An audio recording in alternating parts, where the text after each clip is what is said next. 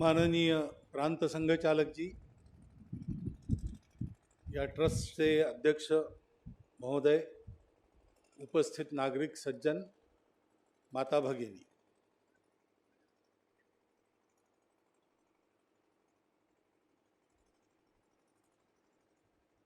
हिंदू जागरण का सुखद परिणाम, ऐसा गीत के ध्रुपद में कहा गया है। हम सब लोग अनुभव करते हैं अपने देश के जीवन में, और एक अच्छे परिवर्तन का समय आया है। विश्व में हमारी प्रतिष्ठा बढ़ी है, विश्व का ध्यान हमारे तत्वज्ञान और संस्कृति पर गया है। सारे विश्व को लगता है कि यहीं से हमको राहत मिलेगी। हम लोगों का राष्ट्रीय पुरुषार्थ भी बढ़ गया है, और इसलिए उसके स्वाभाविक परिणाम हमारे राष्ट्रीय जीवन से लेकर तो अपने अपने व्यक्तिगत जीवन तक सर्वत्र कुछ न कुछ मात्रा में हमको दिखाई देते हैं।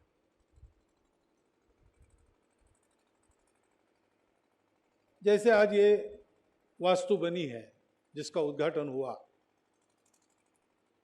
तो बहुत से कार्यकर्ताओं ने परिश्रम किए, बहुत से कार्यकर्ताओं का योगदान है, और वो उसका परिणाम आज साकार सबके सामने है।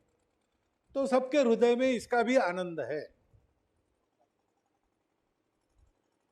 इस आनंद को अनुभव करने वाले हम सब हैं, परंतु यह आनंद हमारे तक आ पहुंचा, इसके लिए जिन जिन लोगों ने परिश्रम किए, वो सबके सब आज इस आनंद में सहभागी होने के लिए उपस्थित नहीं है। और ऐसा परिश्रम हुआ है, ये जिन्होंने देखा तक नहीं है, वह भी इस आनंद के भागी है।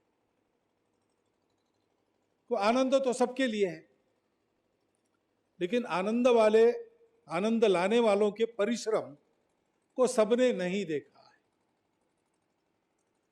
और इसलिए ऐसे आनंद के क्षणों में उनका स्मरण करना एक स्वाभाविक बात जैसे है, वैसे वो अत्यंत हितकारक बात है। कोई भी कार्य होता है तो उसके लिए परिश्रम करना पड़ता है, बिना परिश्रम के होता नहीं।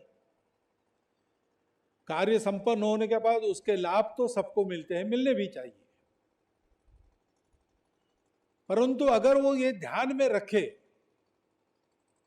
कि ये जो हो रहा है इसके पीछे तपस्या है,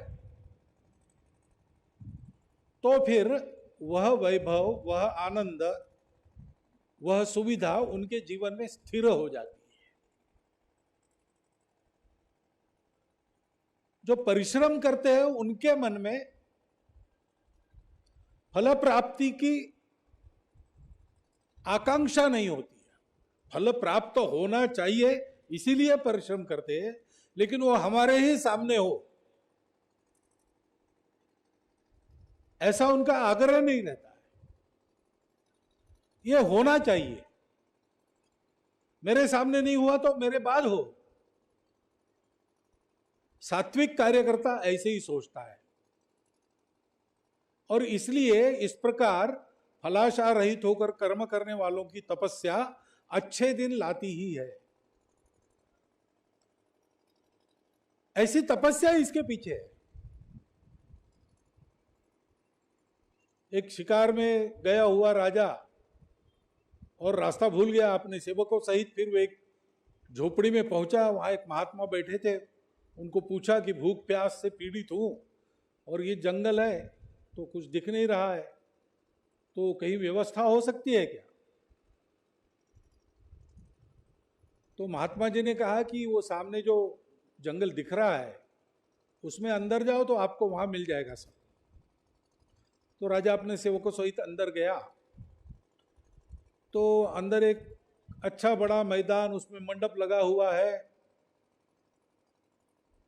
साथ में स्नान और हाथ पैर धोने की सब व्यवस्था है, और स्वागत करने वाले भी आए, आइए आइए महाराज, आप ही की राह देख रहे थे। स्नान कीजिए, ठीक हो जाइए, भोजन के लिए आइए, सब प्रकार की सेवा करके उन्होंने और राजा को तृप्त किया। विश्राम करने के लिए भी वहीं पर मंडप बना था, उसमें राजा विश्राम के लिए सो गया।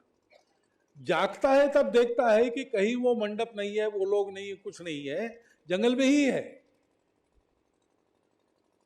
तो आश्चर्य लगा उसको, सपना था क्या, लेकिन पेट में भूख तो है नहीं, अच्छे भोजन की स्मृति अभी भी है, विश्राम भी हो गया, स्नान वान कर लिया है, उसकी भी एक ताजगी रहती वो है। तो अनुभव तो सत्य है लेकिन दिख नहीं रहा है कुछ भी। तो जंगल के बाहर आता है तो उसको सामने वो कुटिया दिखी। तो महाराज जी के पास गया कि महाराज जी आपने यहाँ भेजा, हमारी सारी व्यवस्था हो गई, लेकिन वो सब दृश्य गुप्त हो गया, ये क्या आपकी तपस्या का चमत्कार है? तो महाराज जी ने कहा चमत्कार नहीं है, यहाँ मेरी तपस्या है, उसकी कुछ शक्ति है। ऐसे जो भूले भटके पांथस्थ इधर आ जाते हैं उनके लिए मैं उसका उपयोग करता हूं। तो मेरे तपस्या के कारण ही वो हुआ, लेकिन वो मैं मेरे लिए उसका श्रेय नहीं लेता हूं, वो तपस्या है ही सेवा के लिए। तो फिर राजा ने पूछा कि महाशय आप अगर हमारी इतनी सेवा अपने तपोबल से कर सकते हो तो आप ये टूटी फूटी झोपड़ी में क्यों रह रहे हो? आप भी उसी रचना में रचना शाश्वत बनाकर उसमें रह जाओ, आपके भी दिन अच्छे कटेंगे। तो महात्मा ने हंस दिया और उनका राजा तुम समझते नहीं हो, जिस दिन इस तपस्या का उपयोग मैं स्वयं के लिए करूंगा उस दिन से इसका बल नष्ट हो जाएगा। ये जो हम सुखद परिणाम कहते हैं किसी भी बात में, इस भवन के निर्माण में हो या आज के अपने देश की बदली हुई परिस्थिति में हो, इसके पीछे ऐसा निष्काम परिश्रम है। ज्ञान चाहिए, सक्रियता चाहिए, तब होता है। काम करना आसान बात नहीं, परिश्रम करना पड़ता है, शरीर मन बुद्धि से झीझना पड़ता है और सोच के करना पड़ता है। उभाभ्याम एवं पक्षाभ्याम यथा खे भक्षणाम गति तथैव ज्ञान कर्मभ्याम जायते परमम पदम। परम पद की प्राप्ति होनी है, श्रेष्ठ काम होना है, तो जैसे पक्षियों की गति दो पंखों से रहती है, ज्ञान और कर्म ये दो ऐसे पंख है जिससे परम प्राप्त होता है। परंतु ज्ञानी अगर है तो अहंकार हो सकता है। ज्ञान राम में भी था, ज्ञान रावण में भी था, लेकिन अंतर यह रहा कि रावण में अहंकार था, राम में अहंकार नहीं था। इसलिए दोनों के ज्ञान के, दोनों वेदज्ञ थे, दोनों शिव भक्त थे, सारी बातें समान होने के बाद भी परिणाम अलग निकले, क्योंकि ज्ञान को अहंकार की बाधा हो सकती है। नवल अहंकाराची गोठी न लगे ज्ञानियाची अज्ञानियाची पाठी, ज्ञानियाच्या पडे कंठी प्राण कंठी आणि तसे, ऐसी उक्ति है। और कर्म अगर है तो कर्म में भी उसकी दिशा ठीक नहीं रही तो विक्षिप्त कर्म हो जाता है, वो सुखद नहीं होता, घोर कर्म हो जाता है।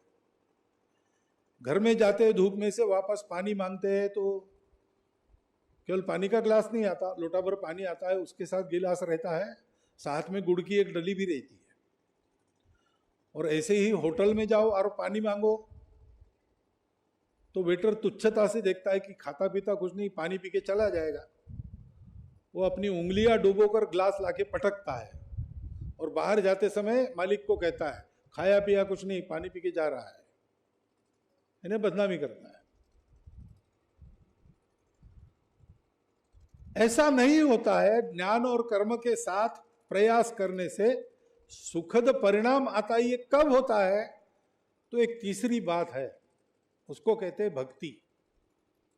ज्ञान और कर्म अगर दो पंख है तो उन पंखों को धारण करने वाला पक्षी भक्ति है। बिना भक्ति के कर्म विक्षिप्त कर्म हो जाता है, ज्ञान अहंकारी हो जाता है। भक्ति से इन दोनों के संयोग से सुखद परिणाम आते हैं। और उस भक्ति के घटक है, पहला है प्रेम, अपनापन। अच्छे पढ़े लिखे नौजवान अपना करियर वगैरह सब छोड़कर संग बताएगा वहां, संग बताएगा वो काम करने में अपनी जिंदगी खपा देते हैं। उत्तर से दक्षिण, पूरब से पश्चिम, कहीं भी जाने के लिए तैयार रहते, किसी भी दायित्व का वहन करने के लिए तैयार रहते। जो दायित्व आया उसके लिए अपने आप को योग्य बनाते हैं। अपनी रुचि अरुचि सबका त्याग करके क्यों करते हैं? तो उनको लगता है कि ये अपना देश है, अपना समाज है, अपना राष्ट्र है, इसको ठीक रखना, ठीक करना ये अपना काम है। और वो मेरा पहला काम है। मनुष्य के नाते अपने लिए जीऊं तो पशु का जीवन होगा, अपनों के लिए जीऊं तो मनुष्य का जीवन होगा। ये अपनापन उस भक्ति का पहला घटक रहता है। और आदमी अपने अहंकार को छोड़ देता है। इतना बड़ा पुरुषार्थ सामान्य से लगने वाले लोग हैं, लेकिन दुनिया हिल जाए ऐसे पराक्रम एक एक का है। कितने ही घरों में उनके स्थान बने हैं, कितने ही मनों में उनके स्थान बने हैं। जो किया है वो आज हम सुनते अथवा पढ़ते तो हमको आश्चर्य लगता है। ये ट्रेनिंग कहाँ हुआ? ये ट्रेनिंग की बात नहीं है, ट्रेनिंग में नहीं होता है। उस अपनेपन के कारण वो सदैव जुड़े रहते, अपना विचार ही नहीं रहता। मेरा क्या, मेरा कैसा, ये नहीं रहता। सबका कैसे चल रहा है, सबका क्या ठीक है, सबका मैं क्या ठीक करूं। मुझे भोजन मिला नहीं मिला, सबका भोजन हुआ कि नहीं। मुझे विश्राम मिला कि नहीं मिला, सबका विश्राम ठीक हो रहा है कि नहीं। ऐसा चिंतन में स्वयं को छोड़कर सबका चिंतन, चिंता करी तो विश्वाची ऐसी स्थिति हो जाती है, दूसरा कुछ सूझता नहीं। ये जुड़ जाना, भक्त होना यानी जुड़ना। और इसके फलस्वरूप तीसरी बात भक्ति का घटक वो है कि अपना सब कुछ वो अर्पण कर देता है। दान नहीं करता, त्याग नहीं करता, वो छोड़ देता है। दान करने में भी मैं दान कर रहा हूं, किसी पर उपकार कर रहा हूं, ऐसी भावना रह सकती नहीं रहती। त्याग करने में भी मैंने अपना कुछ दिया, ऐसा आदमी सोचता है, वो भी नहीं रहता। त्वदीय वस्तु गोविंदम तुभ्यमेव समर्पितम। ये सब कुछ मिला है वो इन्हीं सबसे मिला है, और जो मिला है वो वापस देना है, अच्छी तरह देना है। बिना कारण मिला है, मैंने कुछ किया नहीं, तब से मिला है, और इसलिए देते समय दाम दुगना वापस करना है। स्वप्न में भी वही ध्येय पुनीत विचार रहता है। तो जो देना है, देने का अहंकार नहीं है, अपना दिया ऐसा भी नहीं है, एक स्वाभाविक बात है। ये नहीं करो तो क्या करो, यही तो करना है। इस प्रकार का एक स्वाभाविक अर्पण हो जाना, उसको कहते हैं समर्पण। प्रेम, भक्ति और समर्पण से मिलकर जो साधना बनती है, वो साधना ज्ञान और कर्मों को धारण करके ये सुखद परिणाम लाती है। जब बताया दत्ता जी के परिचय में, दत्ता जी भाले और समर्पण ये दो समानार्थी शब्द है। भुवन को उसका नाम दिया है, उसके पीछे उद्देश्य है। यहां बैठे हुए लगभग सबका योगदान उस भवन को बनाने में है, लेकिन हम बना सके इसका कारण कौन है? इसका कारण वो समर्पण है।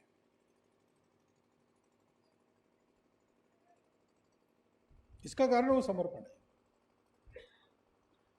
मंदिर के लिए, राम मंदिर के लिए धन संग्रह हुआ,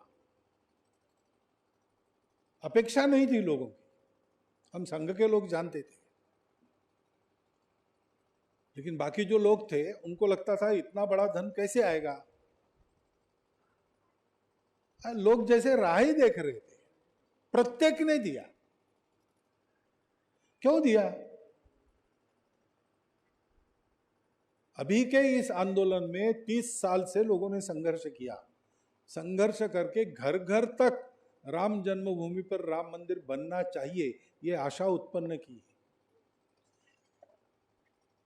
वो इस आज के दशक में हमको इच्छा हो, ऐसा सतत प्रयास 500 साल से जारी था,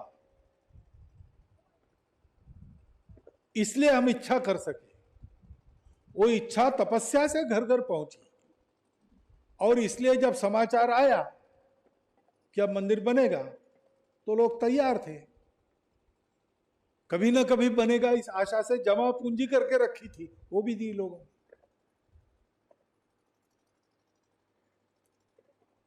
ये जो दिखता है एकदम सारे देश का खड़ा होना, 22 जनवरी को रामलला के मूर्ति के दर्शन करते ही संपूर्ण देश गदगद हो गया, ये जो हमने अनुभव किया है ये अपने आप नहीं होता है। इसमें दो ही बातें हैं, एक रामलला की कृपा है, दूसरा इसके पीछे जो कठोर तपस्या हुई है, बलिदान हुए हैं, समर्पण हुआ है। मालूम नहीं था होगा नहीं होगा, लेकिन होना ये उचित बात है, तो उसके लिए बलिदान भी दे दिए लोग। वो स्मरण में रहे, इसलिए नाम दिया है समर्पण। क्योंकि ऐसा बनता है, सुविधा होती है, साधन हाथ में आते हैं, तो पहले से काम आराम से होता है, ज्यादा परिश्रम नहीं करने पड़ते। ये भवन है, इसमें एक कार्यक्रम हो सकता है 200-250 लोगों का। पहले अगर 200-250 लोगों का कार्यक्रम करना पड़ता था तो ढूंढना पड़ता था, ढूंढना पड़ता था, जगह मिलती थी, ऐसी मिल गई अच्छा है, नहीं तो पैसा देना पड़ता था। अब ऐसा नहीं है, अब एक स्थान है, आसानी से 200-250 लोगों का कार्यक्रम यहाँ हो सकता है, बाकी चिंता कुछ नहीं रहेगी, व्यवस्था का भार भी कम हो जाएगा क्योंकि पहले से कुछ बना है।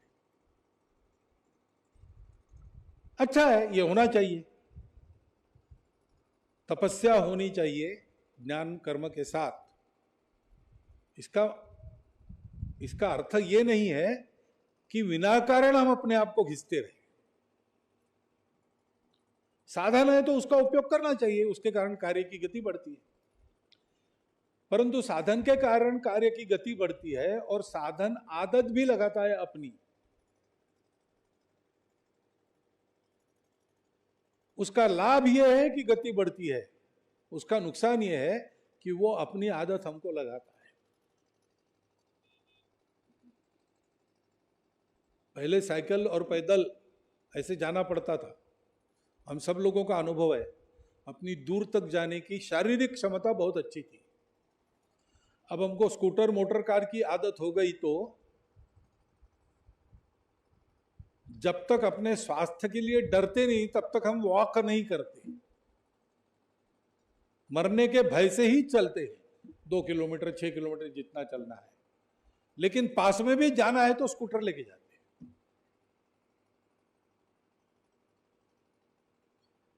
सब्जी लाने के लिए वाहन लेके जाते हो, और घर में एक साइकिल रखते हैं जो चलाते तो है लेकिन आगे नहीं जाती, उस पर व्यायाम करते हैं। ऐसे क्यों हो गया? क्योंकि साधन की आदत लगती है, सुविधा की आदत लगती है। सुविधा चाहिए, गति बढ़ती है, साधन चाहिए, गति बढ़ती है। लेकिन साधन का, सुविधा का उपयोग करके उसके स्वामी बने रहना, उसको अपना स्वामी नहीं बनने देना, ये करने की बात है। जिनको वो तपस्या पता है उनके लिए तो अधिक आसान है, लेकिन जिन्होंने देखा ही नहीं, वो तपस्या देखी नहीं, उनके लिए बहुत कठिन है। उनको भी आसान हो ये करना, इसलिए नाम दिया गया समर्पण। ऐसे भवनों में जब जाते हैं तब अपने पहले दिन याद करना। उस समय कार्यालय होते थे क्या? उस समय ये सारी सुविधाएं रहती थी क्या? स्वयंसेवकों के घरों का ही उपयोग होता था।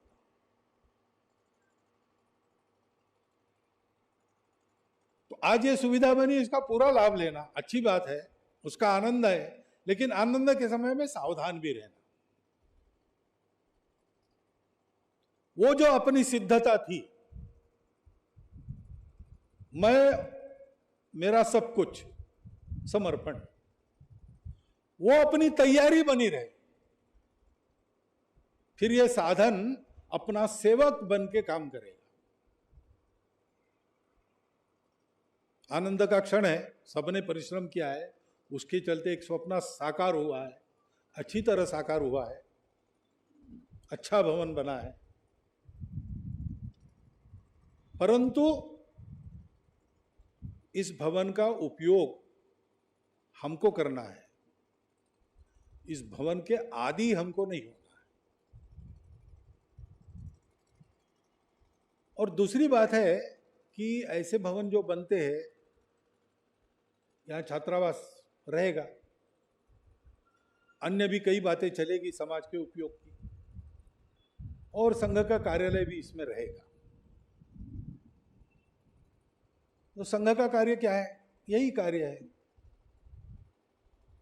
समाज में भक्ति और समर्पण जगाना। संघ का कार्य करने की आवश्यकता क्यों प्रतीत हुई संघ निर्माता को?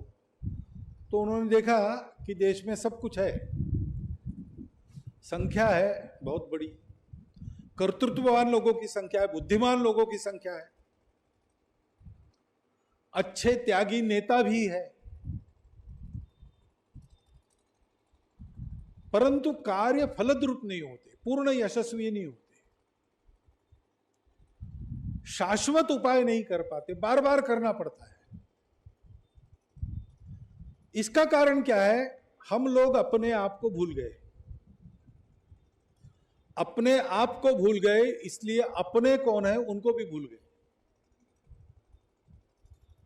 और हम में भेद और स्वार्थ की बीमारी लग गई।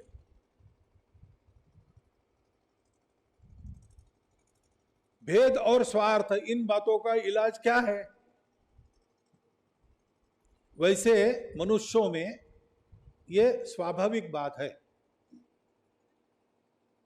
मैं जन्मता हूं तो ये अनुभव लेके, प्रतीति लेके जन्मता हूं कि मैं हूं और बाकी सब है। ये जन्मता मेरे मन में भेद बुद्धि है। मैं जन्म में पहला काम यही करता हूं, मुझे भूख लगी है इसलिए रोता हूं। घर में कोई मंगल प्रसंग हो तो भी रोता हूं, जब तक मुझे भूख है तब तक मैं रोता हूं। मेरी भूख तृप्त हुई होने के बाद आराम से सोता हूं। घर में क्या कठिनाई चल रही मुझे कुछ ख्याल नहीं रहता। जन्मतः स्वार्थ है, जन्मतः अहंकार है, उसके कारण भेद है। तो ये जो जन्म से स्वभाव से चिपके हुए दुर्गुण है, इसका इलाज क्या हो सकता है? इसका इलाज बहुत कठिन है, लेकिन वैसे आसान भी है। जहां प्रेम है, भक्ति है, वहां समर्पण अपने आप होता है। जहां अपनापन है वहां कोई भेद रहता नहीं, कोई भेद रहता नहीं। चलते होंगे दुनिया में भेद, जिसको अपनापन है वो किसी में भेद करता नहीं। हे विश्वची माझे घर, ऐशी जयाची मती स्थिर, किंबहुना चराचर आपणची झाला। ऐसा उस व्यक्ति के लिए या उस विषय के लिए जिसमें उसका अपनापन है, उसके लिए उतना हो जाता है। इस अपनेपन का विस्तार, यही हमारे यहां जीवन का श्रेय माना गया है। जिसके अपनेपन का विस्तार जितना अधिक, उतना वो व्यक्ति अधिक वंदनीय है, ऐसा हमारे यहां मानते हैं। और स्वार्थ भी छूट जाता है। हम लोग बाद में भोजन करने वाले हैं, मैंने भोजन कर लिया तो आपका हो गया, ऐसा नहीं हो सकता। आपने किया तो मेरा हो गया, ऐसा नहीं हो सकता। हम सबको अपना अपना अलग खाना होता है। लेकिन घर में कभी कोई अच्छा पदार्थ बनता है और घर के सब लोग बच्चे वगैरह पेट भर के खाते हैं, और वो मुख्य पदार्थ जो मिठाई बनी है वही समाप्त तो हो जाती है, बनाने वाली माँ के लिए कुछ नहीं रहता। तो कभी कभी कोई कहता अरे तुम्हारे लिए कुछ नहीं बचा, तो माँ कहती है नहीं, आप सबका पेट भर गया ना, मेरे पेट में आ गया। अब केवल बुद्धि से विचार कर तो संभव नहीं है भाई, हम सब ने खा लिया तो आपके पेट में आ गया, ऐसा माँ के लिए भी संभव। लेकिन माँ को लगता नहीं ऐसा, माँ कहती है मैं तृप्त हो गई। ये क्यों होता है? क्योंकि वो आत्मीयता है, मातृ प्रेम है। माता पिता स्वयं फटे कपड़े पहनकर अपने विद्यालय में पढ़ने वाले बालकों के ड्रेस हर साल नए खरीदते हैं, ऐसा होता है, हम देखते हैं। तब स्वार्थ कहाँ जाता है? आत्मीयता भक्ति प्रेम के आगे स्वार्थ और भेद टिक नहीं सकते।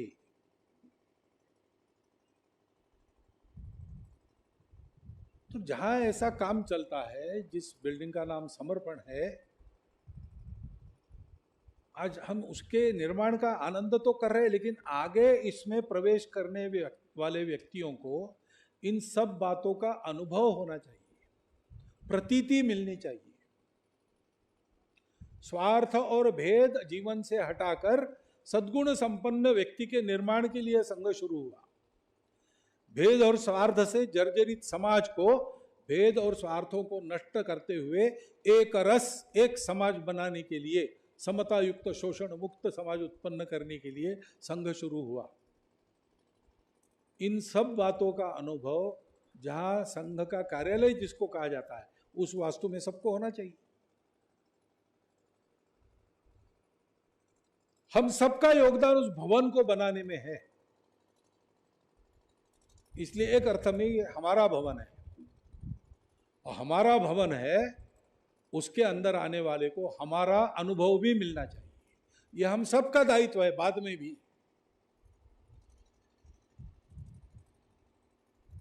हमने आज एक कार्य संपन्न किया, उसके आनंद में यहां पर एकत्रित है, हर्ष को मनाएंगे, बहुत अच्छी बात है।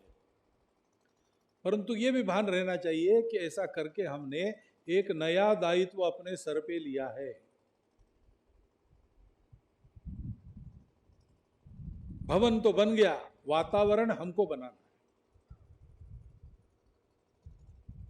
भवन बनाने में भी हमारा परिश्रम लगा, वातावरण बनाना और बनाए रखना, इसमें भी वैसा ही परिश्रम हमको लगाना पड़ेगा।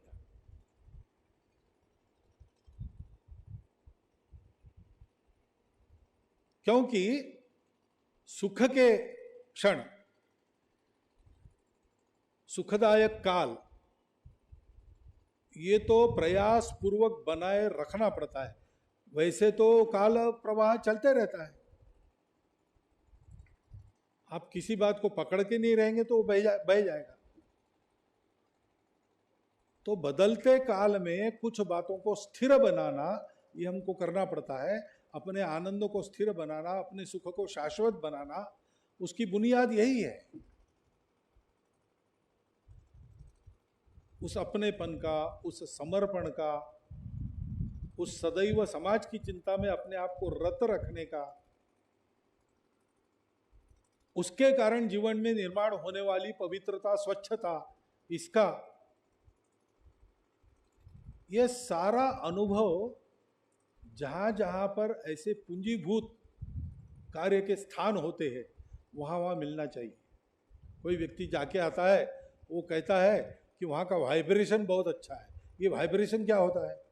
वहाँ के व्यक्तियों के सामूहिक आचरण के कारण वहाँ के वातावरण में ही एक प्रतीति आती है, ये प्रत्यक्ष है, वो यहाँ आनी चाहिए। तब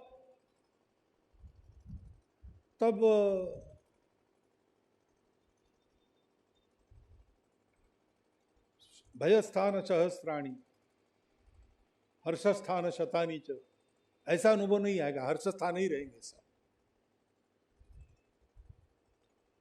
उस हर्ष को बनाए रखने के लिए आवश्यक है